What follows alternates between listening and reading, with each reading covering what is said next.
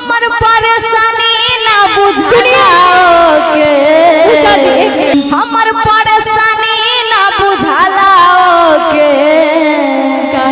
अब पिया बा फसल बाया ननद बंसी के बहू से। अरे हमर परेशानी ना बुझाओगे। माँ घोर बेइज्जती देख लो। हाँ बाबू हमें इतना नहीं जाने जितना हमारे बेइज्जती होते।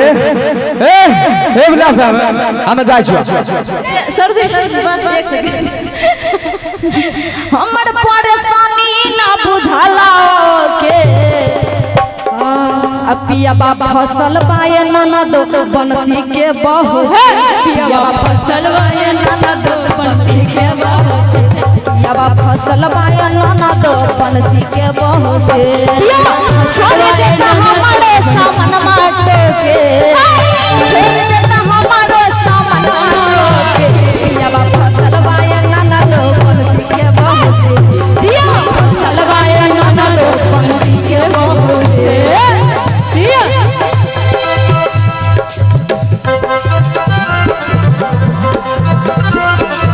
सुन लो मेरी पुकार पवन से मिलती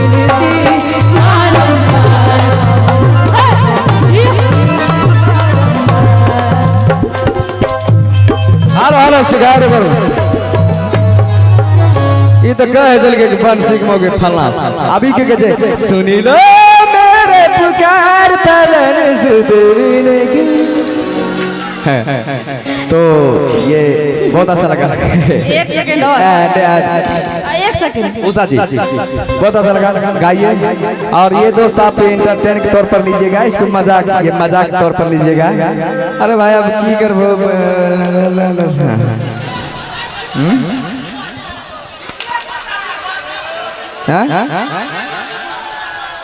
तोर की कहो कहल की चाह सब बोला आओ टेंज छै कि एकरा में सर्विसिंग करबो हैं तो टेंज रहते ना भाई बिना सर्विसिंग गजब से सर्विसिंग। हां ठीक है चलिए गाइए आइए। हमर बनावल खाना ओके नहीं भावेला, हमर बनावल खाना ओके नहीं भावेला।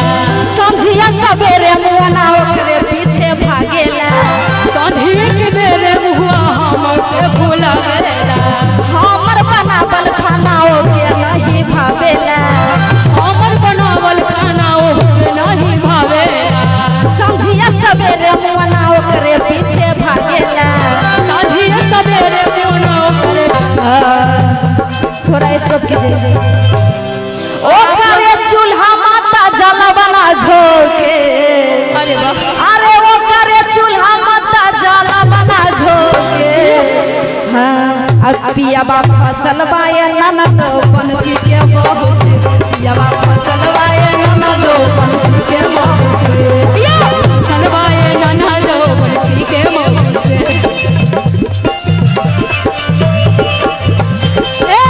प्यारी हो गौरा के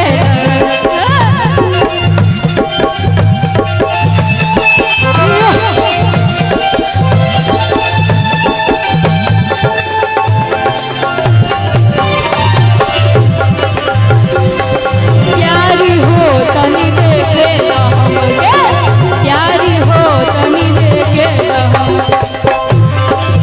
जी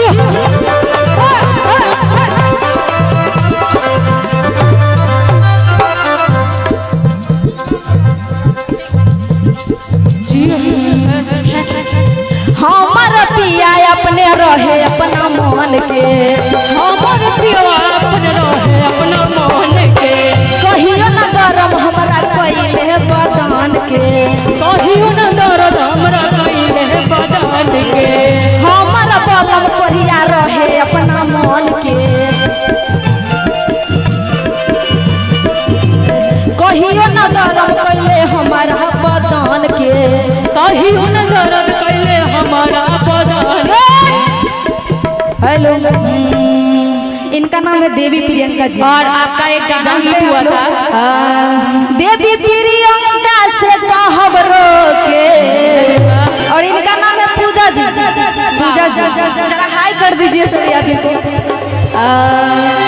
पूजा जी से हमें कहबरो के पिया बा फसल बाया नाना दो पड़ोसी के मोह से पिया फसल बाया नाना दो पड़ोसी के मोह से पिया फसल बाया नाना दो पड़ोसी के मोह से पिया फसल बाया नाना दो पड़ोसी के मोह से पिया फसल बाया नाना दो पड़ोसी के मोह से पिया फसल